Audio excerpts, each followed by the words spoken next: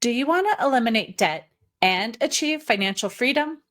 Join me as Adam Carroll shares a new cash flow technique that will help you eliminate debt and build long term wealth. Discover the solution to achieve the financial result you desire and take control of your future. Don't miss out on this opportunity to learn how to implement the SHRED method and pave your way to a debt free and prosperous life.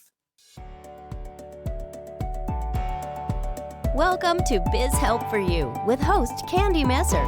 Entrepreneurs like to focus on the big picture, like profitability, success, and a smooth-running organization. But there always seems to be those little things like taxes, employee compensation, laws, regulations, and more. Now you can get the answers you need in one place.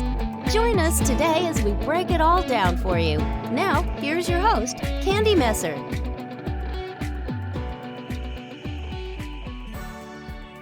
Hello and welcome to Biz Help for You with Candy Messer. Thank you for joining me today. If you missed my last episode and would like to listen to the show, links can be found on my social media pages as well as multiple favorite podcast platforms. And if you'd like to receive notifications on when my podcasts have been uploaded, please like and subscribe. Let me tell you a little bit about my guest today. Adam Carroll is a two-time TED speaker with one talk surpassing 6 million views on YouTube and TED.com.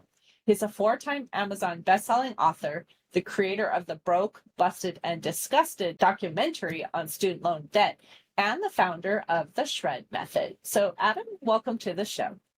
Candy, thank you for having me. I'm excited to be here with you. I'm looking forward to this topic. Of course, this is near and dear to my heart, being in finance and helping clients with their money management. But before I get into any questions that I have for you, I'd love for you just to share a little bit about your story and how did you even start sharing your wisdom with other entrepreneurs? Well, I graduated from college as a debt statistic. I think that's probably the best way to begin.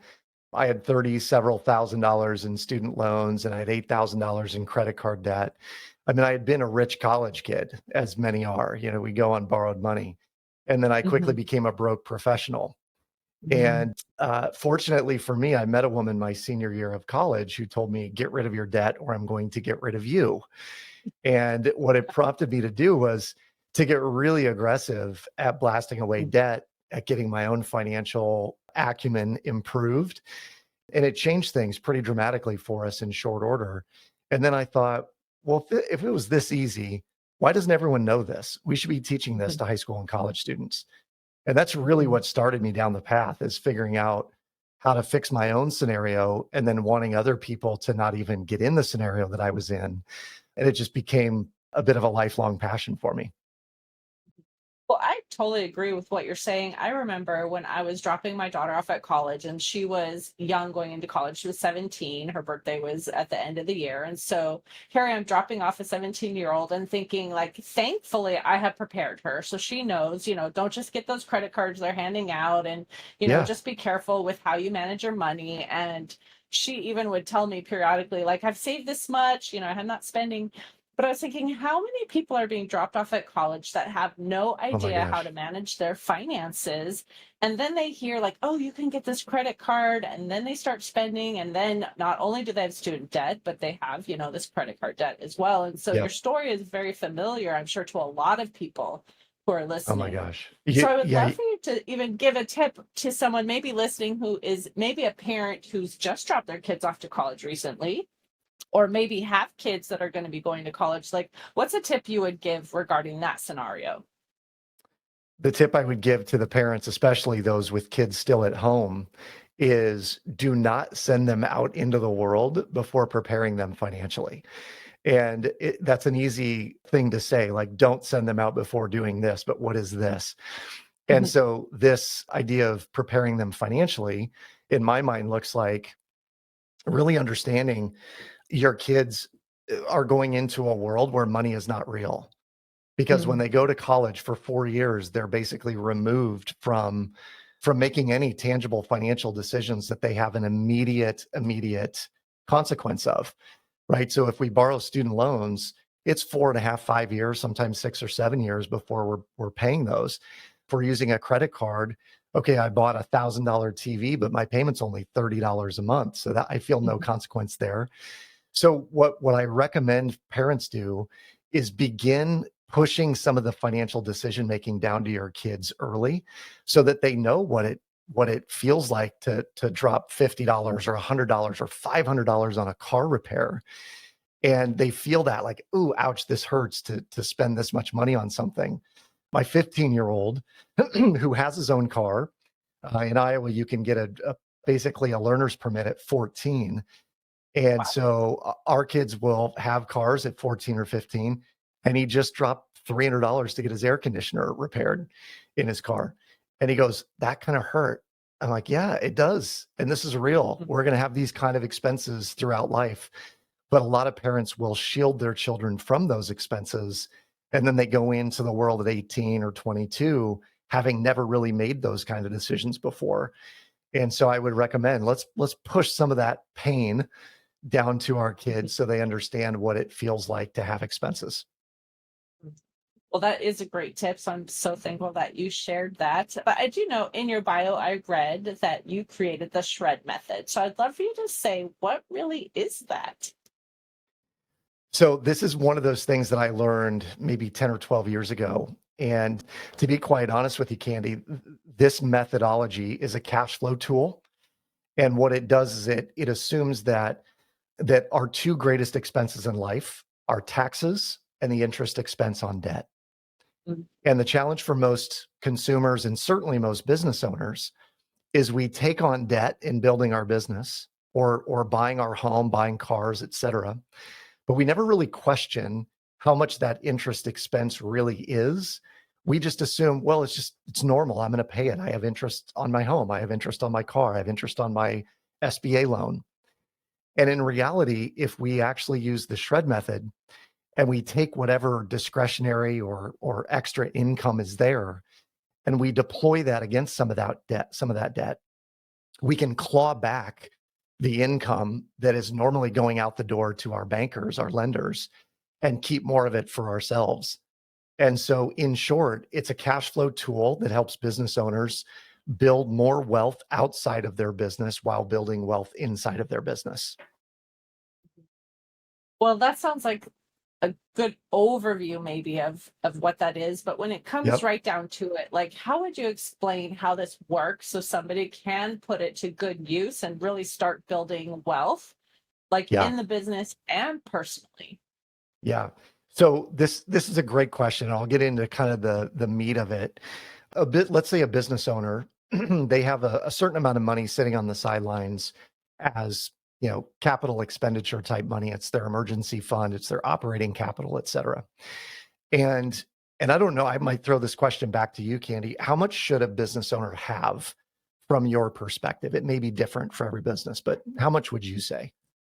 Yeah, I mean, especially I think COVID has taught people as well too, like not to run so lean that you don't have anything saved. So, I Yeah. mean, ideally, I say at least 6 months, in my Yep. opinion, would be helpful. But of course, in some type of place where you're getting something for it too, it's not just sitting there with no value, like growth or Right. anything. And so I would say, like, talk to a financial advisor too. But Yeah. to be on the safe side, that's what I think is at least 6 months. Totally. So let's say 6 months is sitting a quote unquote emergency fund. This is your operating account, but it's in a high yield savings account or something earning you 4.5% today, 5% maybe on the high end. Anything extra the business owner is making, if there's profit, right over and above what that operating account has, a business owner generally will either take that as a distribution, or maybe they're paying down debt with it at some level. And at the same time, they probably own their home. They may have a car payment, a student loan, credit cards, whatever they're running on their home side. Our goal is to figure out how do we use that extra, what we would call discretionary income. So over and above what our normal everyday, weekly or monthly expenses are. How do we use that in the most efficient manner possible? Mhm. And from our perspective, what we see our clients do is, let's say a business owner has their 6 months in the bank. They take a couple of distributions and they go, you know what? I'm just going to stockpile cash personally in another high yield savings account. So maybe they have another 4 to 6 months of their own personal expenses sitting on the sidelines. And they just like to keep padding that. So we're going to get to 7 months and maybe 8 months, 10 months. And candidly, some of the clients you work with or people listening on the show, they may not have it at all. They might have 1 month sitting on the sideline over here.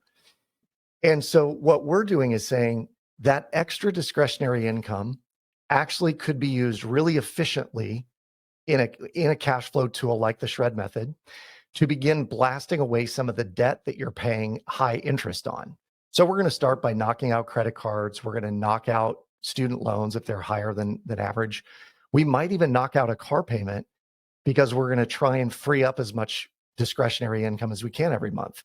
So imagine someone has a $500 car payment, but they only have like $6,000 or $8,000 left on that loan. Well, through the shred method, we're going to say using what we call a shred account and running your income through that shred account, let's go ahead and absorb the car, whatever's left on the car payment or on the car loan. And so if that's $8,000, but we free up an extra $500 a month, well, now we have even more discretionary income every month that we can be running through that shred account to go after additional debts. And what we find is that for most homeowners, we can be completely out of debt, mortgage included, in between 3 and 7 years if they're using this cash flow tool effectively. And what it does is it frees up hundreds of thousands of dollars for most people that they would normally pay in interest over the life of a loan. They get to claw that back into their own wealth building accounts. And they realize this new level of freedom and flexibility that they didn't have before because they were just focused on their monthly payment. So I'll stop there because I know you have questions around it. I totally agree with you on that too. And I actually have, told people too, like if you are going to be putting money away in savings at a very low rate of return, but you have high debt, like high interest, credit cards especially, but even car payments too, then it does make sense to put money towards that to pay that off, because the quicker you pay that off, then like I said, the more that you have in the future to put into other things, savings. But at the same time, making sure you have some kind of savings to fall back on that is liquid, because as we find out again too, sometimes unexpected things come up and a car needs repair or something like that. So I think it's a balance, right? But once you've got some of those things paid off, that's where I think at least having in your business, like if you need to hire an employee, you want to make sure you have cash so you're not panicking when payroll comes, or if you need to invest in equipment. So I think like we're on the same page, and I might not be saying it exactly the way that you're saying it too, but it's looking at what is the best use of the money that you have, right? Indeed. And I would add to that there is a distinction that we like to make between available money and accessible money. So available funds might be that emergency fund, the operating account. It's there. You could go to the bank. You could request it in cash and count it. There's something about physically counting money. But if you know it's there and it's available to you, that's one category. There's another category of funds that we would call accessible money. And this could be a line of credit. It could be a credit card. It could be money in a life insurance policy that has been built, you're building up cash value in. And so when some business owners are doing their planning and they're trying to figure out how much do I need in reserves, we often challenge them, well, how much do you need in available reserves and how much do you have in accessible reserves? And then how long might it take you if you had a downturn, if there was a downturn in your business, how long would it take you to either reduce some of your expenses or go back to playing offense and rebuilding that income? If it's like, well, it would take me 60 days or 90 days to get a new client or two, then what we might want to do is make sure that there's that amount of money in either the available or accessible funds to cover that. But it's all part of that plan. And the end result is we want to use whatever money you have flowing through your system in the most efficient manner possible. Well, and how do you feel about certain kinds of debt, maybe being investments versus just bad? Like we know credit card debt, you should not have balances that you're carrying forward, generally speaking, right? Unless it's a true emergency or something. But people will say, but a house is an investment. It's going to appreciate over Yeah, time. Or in business, you have to buy a piece of equipment to be able to scale. So what totally. would you say to someone who's like, well, I'm a little confused because sometimes it might be actually a good thing to get a loan, but Yeah, I understand where you're talking about paying this interest. yeah. First and foremost, I love leverage. I think leverage is what allows us to live the lives that we want to live, whether that's buying the home we want, buying the car we want, getting into business and levering up. Sometimes we have to borrow money to hire more people in order to make more money. That's just part of the game. But I also think that some people will payment themselves into a corner where what I mean by that is they'll sort of succumb to the logic of, well, this is the payment I can afford. And so I just make that payment month after month after month, never really challenging how much interest is actually being charged on that debt that you're taking on. Mhm. And so great, afford the payment, but also then look critically at, could I get a little bit bigger return if I were to pay down that debt faster than the 7 or 10 or 15 or 20 or 30-year payment plan that's been put in place for me? And Mhm. there's a magic number, Candy. You probably know this as a professional in the industry. But if you have a 6.33% interest rate, then you will pay double what you have borrowed on a 30-year fixed loan, as an example. So you Mhm. buy a $400,000 home at 6.33%, it's going to cost you $800,000 over the life of that mortgage. And if you followed the shred method, what happens is, even with a little bit of extra discretionary income every month, call it $1,000 to $2,000, we could turn that 30-year, $800,000 loan into maybe a 5 or 6, 7-year loan at the most. And it's going to cost you around $460,000 to buy that same house. So if Big you think about, difference. you're saving 340 grand. Now, granted, it might be over that, 20 or 30-year period, but you're clawing back that income that you would Mhm. normally send to a lender, and it can go to build your wealth in real time. And it's two sides of a coin. There are folks who will say, leverage, leverage, leverage all you can. And I don't always disagree, but I also think there's a way to do it on the other side that doesn't have to create as much leverage and, risk and speculation. And you can do it in a very conservative fashion where a very small percentage of your income is paid out in interest every year. Mhm. Well, I've also heard a couple different ideas on paying down that mortgage too. That was separate from what you're talking about too. And I don't know if this is like incorporated also in kind of what you're doing. We're Sure. talking about, clawing back some of these things, but I've heard, Yep. either paying every 4 weeks. So you end up with a 13th Yep. payment, or pay twice a month, so you're actually paying more like earlier, right? That can Yep. maybe reduce the interest over time as well too. So like, what do you think about Totally. those kind of things as well if someone's following that plan? Yeah. Good plans all the way around. The difference is that paying an extra, every 4 weeks, so you have 13 payments, or, every 2 weeks, so you're doing biweekly payments, which in effect does the same thing. You're just reducing your balance every 2 weeks, so less interest is charged. In both of those cases, you'll take a 30-year fixed mortgage down to about 22, 23 years just by doing that structure, and you'll save a fair amount doing it. By using the shred method, we're not just making an extra payment a year, or doing those biweekly payments that are split up. The shred method itself is powered by a software that has some algorithm behind it that will tell you how much you're sending throughout the month. And there might be 1 or 2 lump sum payments that you're making, but in the process of doing that, you're taking a 30-year fixed mortgage down to, like I said, 3 to 7 years. So you're gaining another, on the long end, 15 years, and on the much shorter end, 22 or 25 years, to get to a point where you're blasting away the debt in no time. And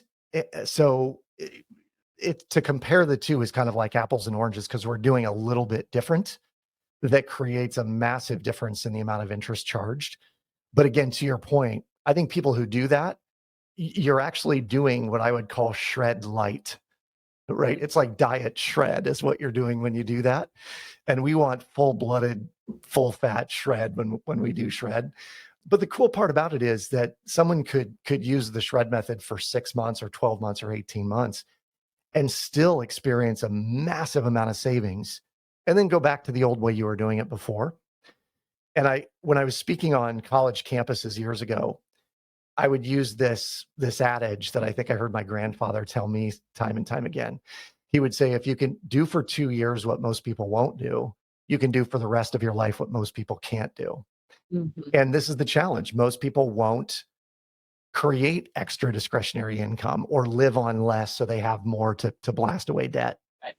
And we are raised in a society that loves debt. I mean, in our economy, debt is normal, natural, and good. And on the one hand, it powers everything. Our GDP wouldn't be what it is without debt and people taking on debt. And the other side of that coin is that when you reduce the amount of debt you're taking on or paying on, it creates so much more discretionary income for you to build wealth with. And in the end, I think that's what business owners should be striving for is, yes, build your business, but also build wealth while you build your business, because only maybe 5% of all companies will ever be sold. And so, one of my mentors was Michael Gerber from the E-Myth. And he used to say, Good book. if you have not sold your business, then you've bought your business. Mm. And the question is, how much have you paid for it? So let's build wealth outside of the company while we're building it inside the company, hoping that it sells one day. Well, and I do think a lot of times people are paying for things that either sometimes they forget they've even, signed up for a trial, and all of a sudden, now they're paying all these dues and subscriptions, or, maybe they're paying for cable TV for 100 channels, or things like that too, that a lot of times people Yeah. think they need, but they don't really need, right? And so I think if you really want to accomplish what you're talking about too, you are going to make some of those hard decisions and say, maybe we can cut out this expense that's $50 a month and pay down our debt. Totally. And it might be a little painful, but in the long run, right, you're going to be happier Yes. because you're not burdened as much. You bring up a great point, and that is that most of us somewhat function automatically or subconsciously, unconsciously with money. So if we have money in checking, this might be a good question for you, Candy. If you have extra in checking, more like a surplus, more than you would normally see, or you've had a great month, or there's been kind of a windfall, are you prone, if you go out shopping somewhere, are you prone to spend a little bit more because you have it? I actually am very frugal. I always have been, and I am not a shopper in general anyway. So like I know what I Okay. need and I go and I get what I need. But I do Okay. know, like I said, there are people that are like, oh, I made an extra $50. Or I had someone I was helping once personally who said, I'm having trouble like paying my bills. And I was going over things and telling her kind of where she could cut things. But then her thing was, oh, well, we're going to get our tax return soon. And then I'm going to buy da, da, da, da, da. And I was like, Yeah. you shouldn't really be doing it because number one, you might be calculating something incorrectly.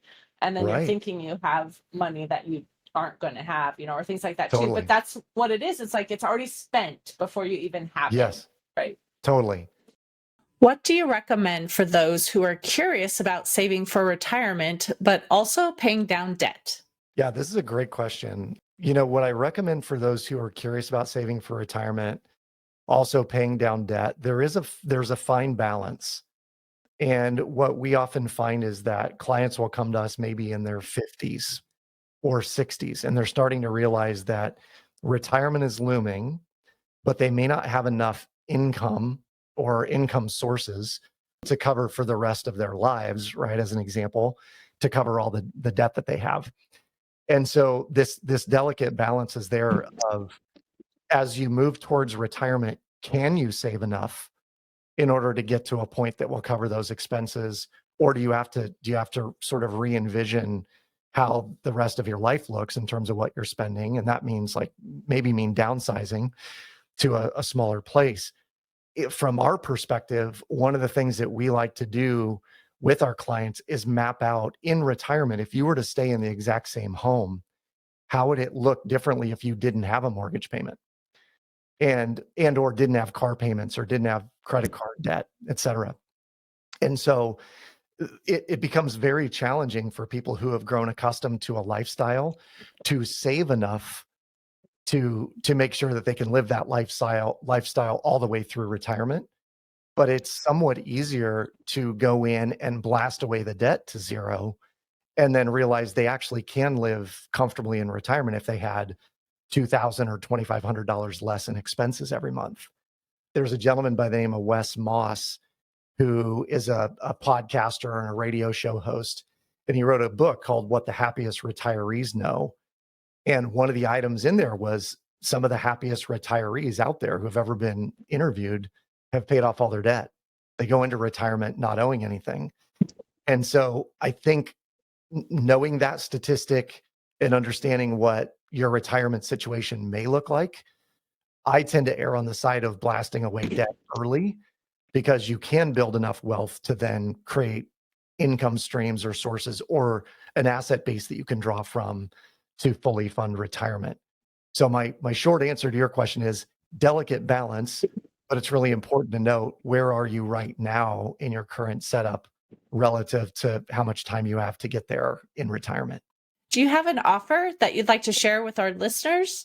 And how can our listeners connect with you? Well, I appreciate the ask here.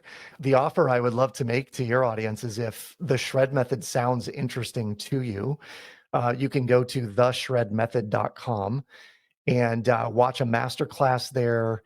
We are more than happy to do a 20-minute call with one of our coaches where we'll actually plug your numbers in and show you what's possible. So anyone that is at all intrigued by what we've talked about today, they can jump onto theshredmethod.com, request a savings analysis, and then we'll do a complimentary 20-minute call. If it's not right for you, no harm, no foul. We just like to educate people on what's possible.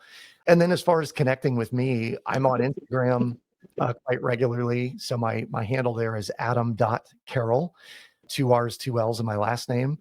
And obviously I'm on theshredmethod.com. So you can hit me at adam@theshredmethod.com.